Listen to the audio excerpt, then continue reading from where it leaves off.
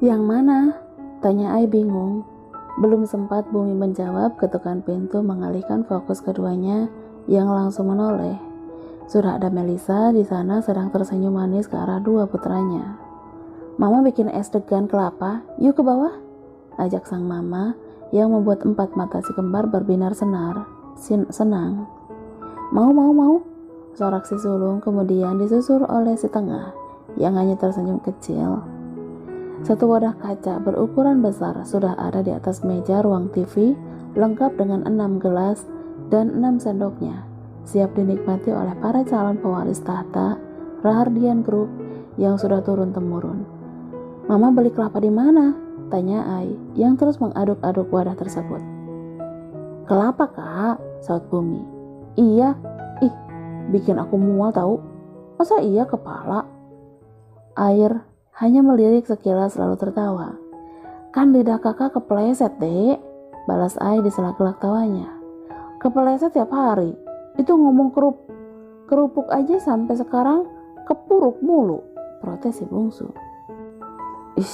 Bawel banget. Bang, kawinin sana, terus bawa pergi ke planet Mars. Cahaya yang kesal tidak lagi menimpali ucapan sang kakak. Ia malah memukul kepala Air dengan sendok sampai pemuda itu harus merintih, kesakitan dan meminta ampun. Udah dong, Dek. Enggak, ini sendoknya cinta sama kakak, makanya mau deket sama nempel terus ke kakak. Alasan si bungsu tentu mengundang gelak tawa dari semuanya. Puas menganiaya Air, dia pun melanjutkan kembali meminum es degan miliknya sehingga habis, bahkan gelas langit pun dia pindahkan isinya dalam gelas miliknya. Reza datang sebelum jam makan malam tiba. Masih ada sisa waktu untuk dia membersihkan diri dan santai sejenak di tengah kasur untuk merenggangkan otot-otot tubuhnya. Mas, makan dulu yuk. Suara sang istri membuyarkan lamunannya. Abang lusa pulang ya, Ra? Tanya Reza yang belum juga bangun dari tidurnya.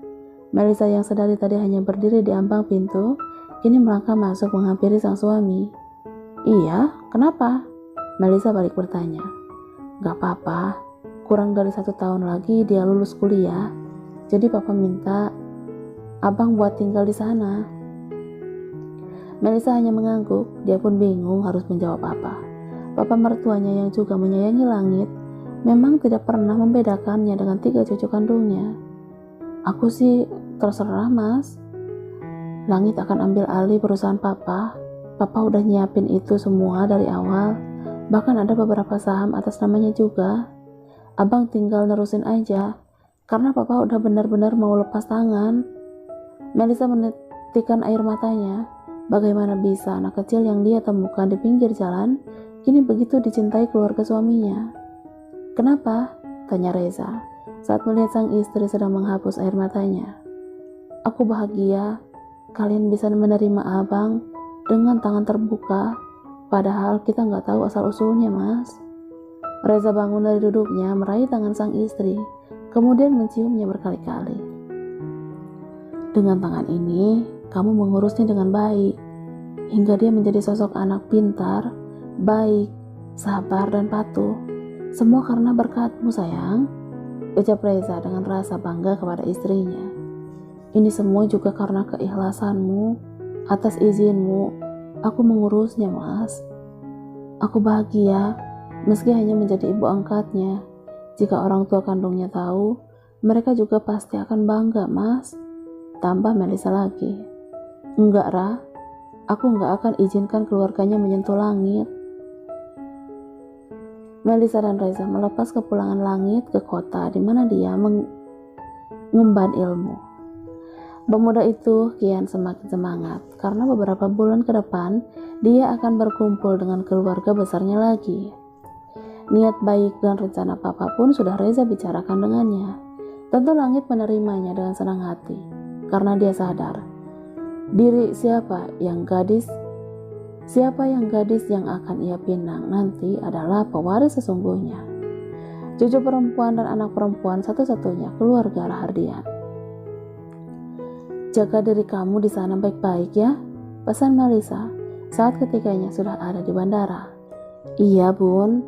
Bunda juga sehat-sehat ya di sini. Anak dan ibu saling berpelukan erat, karena baru 2 bulan ke depan lagi mereka baru bisa bertemu. Aku pamit om, ucap Langit kini pada Reza. Pria itu pun melakukan dan beberapa kali menepuk bahu pemuda yang kini hampir sejajar dengannya. Hati-hati dan kabari jika sudah sampai, pesan Reza kepada calon menantunya itu. Dia tidak bisa menolak saat dulu Langit meminta satu janji darinya. Dia melihat keseriusan dan harapan dari kedua mata Langit yang benar-benar tulus mencintai putri bungsunya. Siap om? Titip Caca ya. Kekehnya kemudian yang membuat Reza akhirnya mencibir pemuda itu. Usai berpamitan, dia langsung melangkah jauh meninggalkan kedua orang tua angkatnya itu menuju pesawat pribadi milik keluarganya. Burung pesinan gagah juga mewah itu akan membawanya jauh menggapai mimpi yang sedikit lagi dia raih. Aku akan kembali membawa sebuah gelar yang akan membuat kalian bangga kepadaku. Di sekolah si kembar, Kak, aku pulang sama kakak ya, pinta Cahaya kepada kakak sulungnya. Jangan, pulang sama Bumi aja, tolak Ai. Si cantik tentu langsung merenggut kesal karena pasti dia gagal lagi untuk mampir membeli es campur kesukaannya. Kak Bu itu kalau bawa mobil nggak mau berhenti-berhenti kak. Rengeknya Cahaya membuat Air memutar bola matanya malas. Kalau tempatnya oke, kakak mau, sahut Bumi yang tak suka disalahkan oleh sang adik. Kakak ada urusan, gak bisa langsung pulang, lagian udah bilang juga sama mama, ucapnya sambil meraih helm kemudian menaiki motornya. Penting banget emang. Iya dong, pakai banget, kekeh Ai. Kini dia sudah menyalakan mesin motor besarnya. Cup. Dua kecepuan mendarat di pipi si bungsu yang memanyunkan bibirnya karena tidak bisa ikut pulang dengan kakak sulungnya itu. Tapi besok aku pulang sama kakak ya. Iya sayang, adikku yang super cantik tapi bawel. Air langsung menarik gas dan kini motor besarnya itu perlahan menjauh dari kedua adiknya. Yuk pulang, ajak Bumi kepada Cahaya. Sahut Caca malas. Pemuda tampan yang memakai helm full face itu pun membelah jalanan ibu kota dengan kecepatan tinggi hingga kini motor besarnya berhenti di sebuah rumah di mana begitu banyak lansia berada. Sore Ai, sapa salah satu wanita saat Air baru saja melangkah masuk. Haha, sore mbak, jawabnya sambil memberikan wanita itu sebuah bungkusan besar. Duh, si ganteng tahu saja kita lapar, kekeh wanita itu. Dia adalah salah satu pelayan di rumah panti jompo yang kini Air datangi. Nenek yang aku bawa kemarin gimana mbak? Tanya Ai. Kondisinya udah jauh lebih baik. Kalau kemarin masih nangis-nangis, tapi sekarang udah enggak lagi Ai, sahutnya. Wah, bagus dong. Aku lihat dulu ya. Moga aku nggak dicakar lagi ya kayak kemarin. Haha.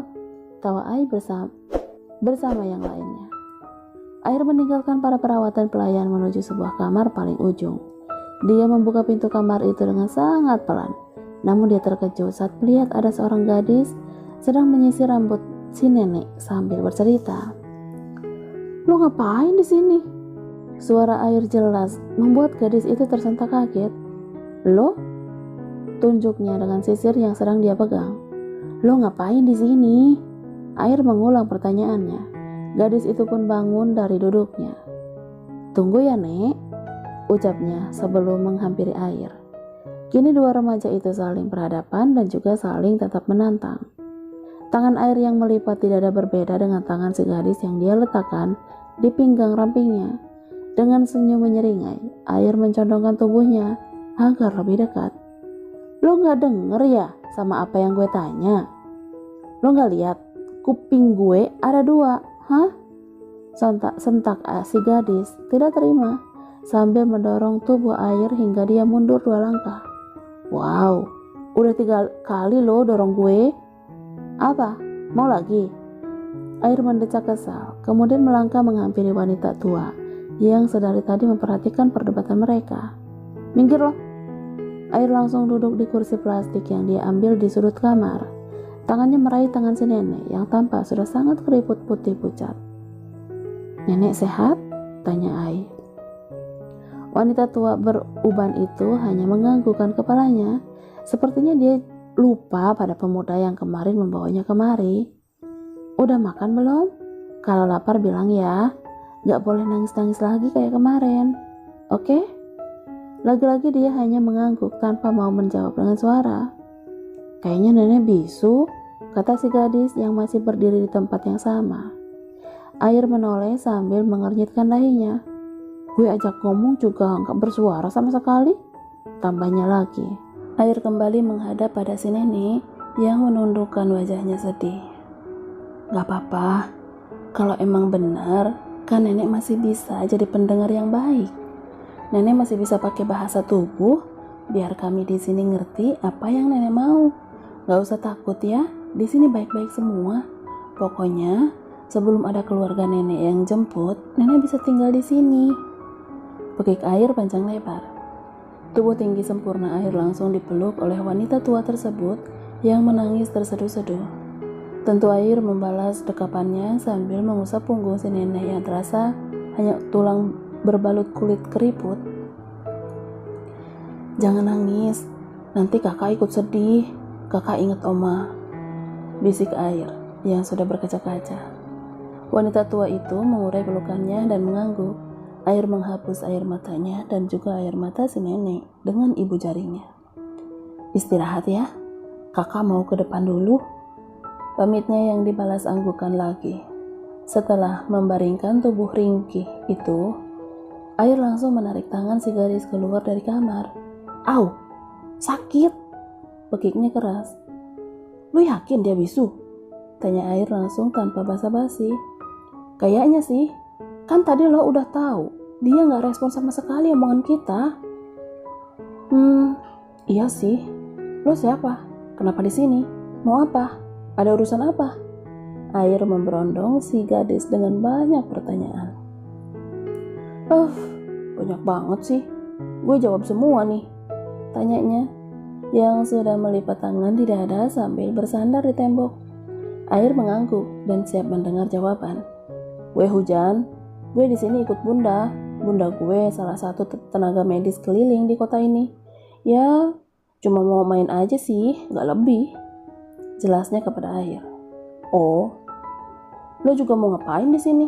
Hujan balik bertanya. "Dih, suka-suka gue lah," cibir Air dengan senyum ejekannya. Umpat Hujan kesal. "Lo gak mau tahu nama gue siapa?" tanya Ai dengan percaya diri. "Buat apa? Gak penting banget," sahut Hujan sombong. "Lo harus nanya sekarang," titah remaja tampan itu. Kini Air sudah mengungkung tubuh Hujan di tembok dengan kedua tangannya. Gadis itu mulai panik dan tidak bisa berkutik, manakala Air malah semakin mendekatkan tubuhnya. "Lo mundur, atau gue teriak nih," ancam Hujan. Keningnya mulai mengeluarkan butiran keringat. "Tanya gue dulu." Hujan memalingkan wajahnya saat deru nafas pria itu bagai angin di hadapannya. "Siapa nama lo?" Karena rasa takutnya, Hujan akhirnya bertanya dengan nada bergetar. "Rahasia." Dengan langkah santai, dia meninggalkan Hujan begitu saja. Padahal jelas-jelas gadis itu terlihat begitu panik tadi karena ulahnya. "Mbak, nenek yang kemarin bisu ya?" tanya Air kepada salah satu perawat bernama Aish. "Gak tahu, Kak, dari kemarin nangis, tapi gak ngomong apa-apa. Coba kamu tanya dia." Mbak Ais menunjuk ke arah Hujan yang ternyata mengekor di belakang Air. "Kakak tahu dari dia, Mbak," sahut Air. Mbak Ais terkekeh melihat raut wajah kesal Air. Pemuda tampan yang setahun ini menjadi donatur di panti jompo yang kebanyakan didiami para lansia jalanan. Sudah 4 wanita tua dan 1 kakek tua yang dibawa Air ke sini, dan hampir semuanya dia yang membiayai termasuk 9 lansia yang lainnya. "Ganteng, gajian dong," goda Nisa sambil mencolek pipi Air. "Gajian apa? Emang ini tanggal berapa?" tanya Air bingung. "Sudah mendekati akhir bulan, Kak." Saut Mbak Ais.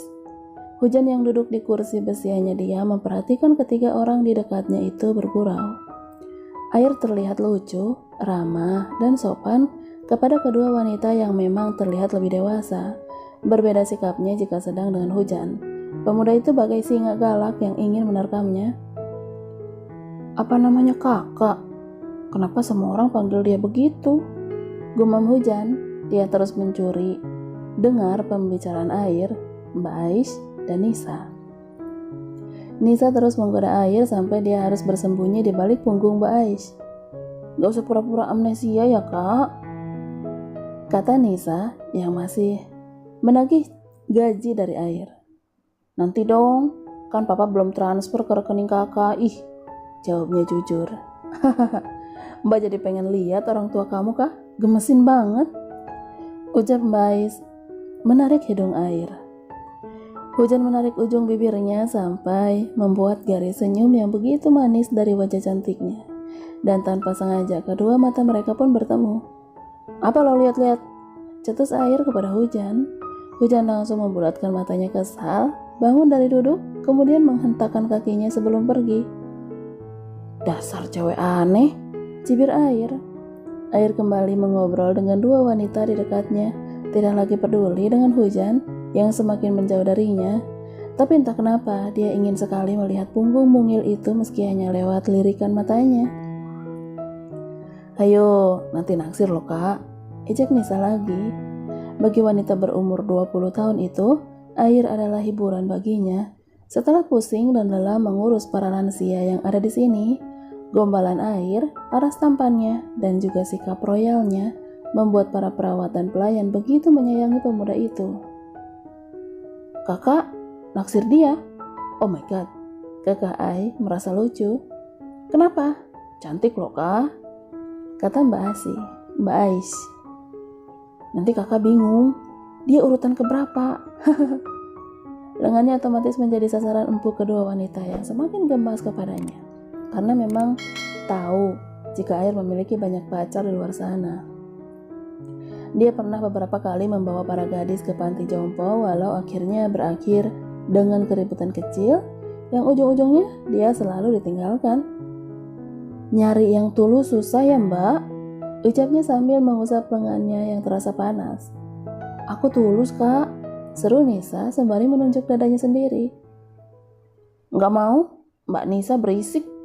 Tapi belum juga Nisa melanjutkan perkataannya. Ketiga orang itu dikagetkan dengan suara deheman seorang wanita di belakang mereka. Maaf, ucap wanita tersebut yang berpakaian khas kedokteran.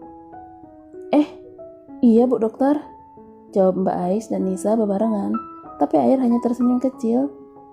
Lihat Hujan? Tanyanya dengan raut bingung. Mbak Ais dan Nisa saling pandang kemudian menggeleng bersama. Tadi keluar bu, saut Air dengan sopan.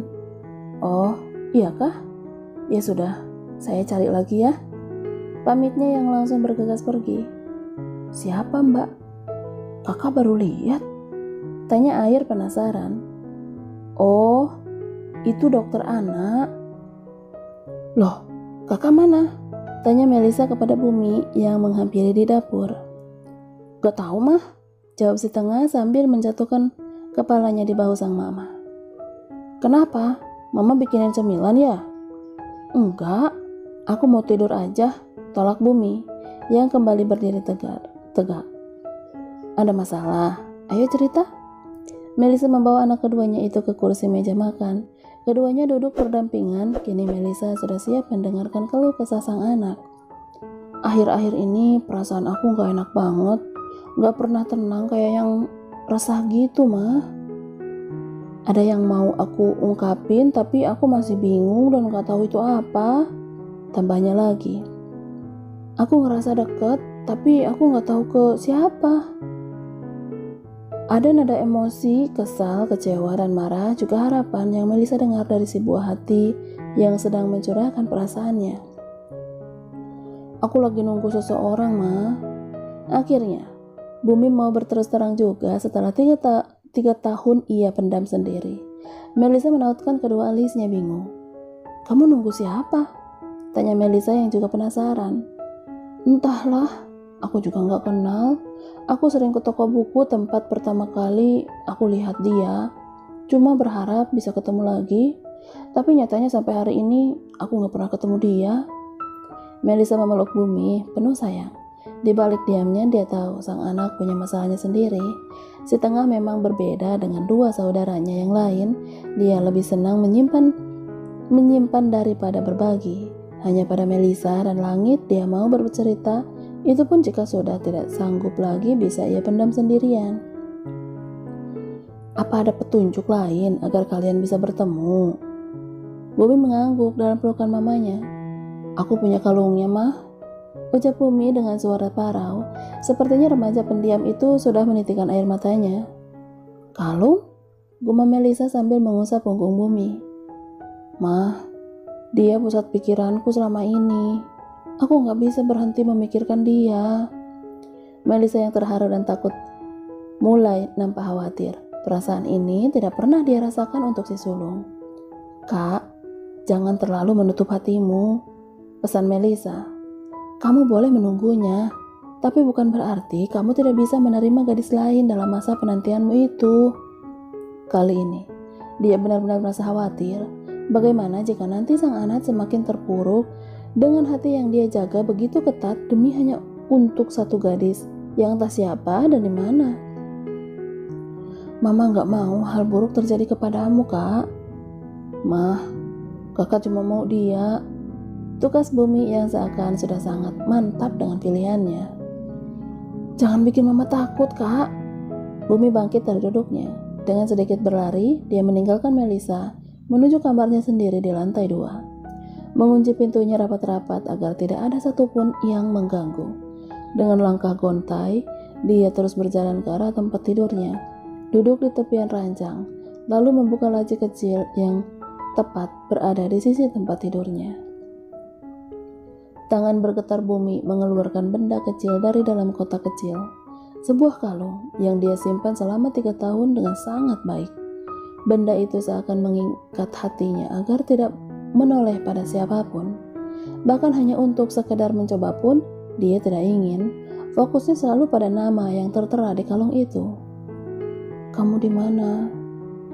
Harus segiat apa lagi aku mencarimu? Tunjukkan di mana keberadaanmu, dan akan aku pastikan aku tidak akan melepasmu apapun yang terjadi.